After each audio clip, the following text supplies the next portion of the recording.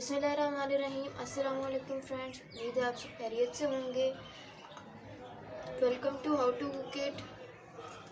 आज मैं आपको साथ शेयर करूंगी मूली और गाजर का अचार। इसके लिए मैंने एक अदद मूली ली थी, इसके मैंने छिलके उतारनी है, और दो गाजर ली हैं, उनकी भी मैंने छिलके उतार लिए।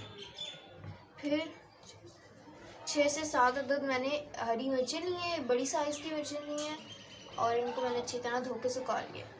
मैंने तीनों को तकरीबन एक ही साइज़ में काट दी है, आप देख सकते हैं। हमने इन्हें पतला पतला काटा है, लंबाई में, हरी मिर्चों को, गाजर को, मूली को।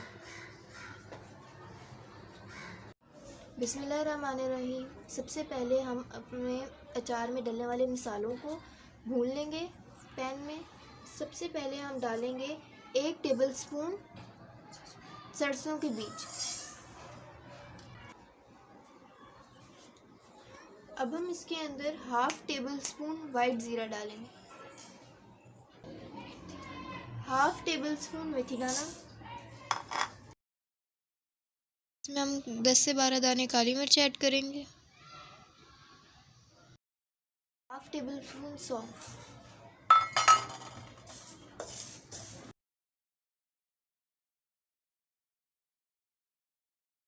देख सकते हैं इसका कलर पहले से ज़्यादा डार्क हो गया है और इसकी मज़ेदार खुशबू आने लग गई है। अब हम इसे उतार लेंगे। सबसे पहले हम एक कढ़ाई में आधा कप तेल ऐड कर लेंगे सरसों का, उसे अच्छी तरह गर्म होने देंगे।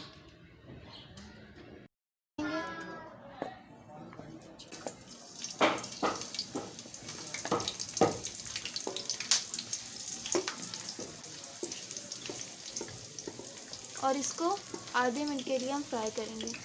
ऐसा करने से इनका फ्लेवर तेल में ऐड हो जाएगा। अब हम इसमें गाजर और मूली ऐड कर देंगे।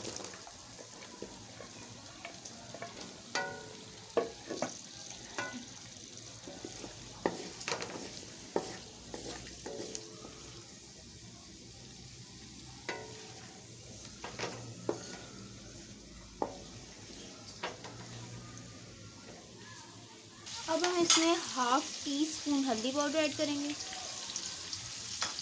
1/2 टीस्पून कश्मीरी मिर्च पाउडर। ये ज़्यादा कड़वी नहीं होती, बस इसका कलर बहुत अच्छा आता है अचार में। थोड़ी सी अजवाइन डालेंगे,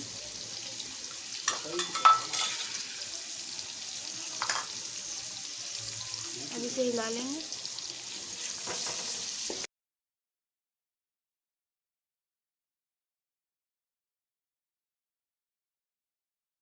अब हम इसमें 1 टेबलस्पून नमक ऐड करेंगे।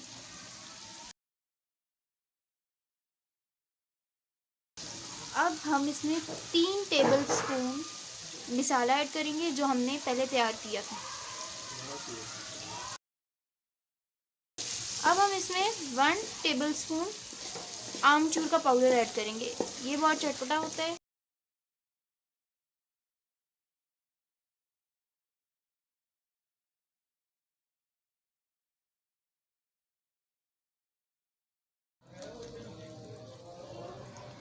दो से 3 मिनट तक हमने इसे पका लिया। अब हम इसे निकाल लेंगे। हमारा अचार तैयार हो चुका है। इस अचार को हम 2 से 3 हफ्ते तक इस्तेमाल कर सकते हैं।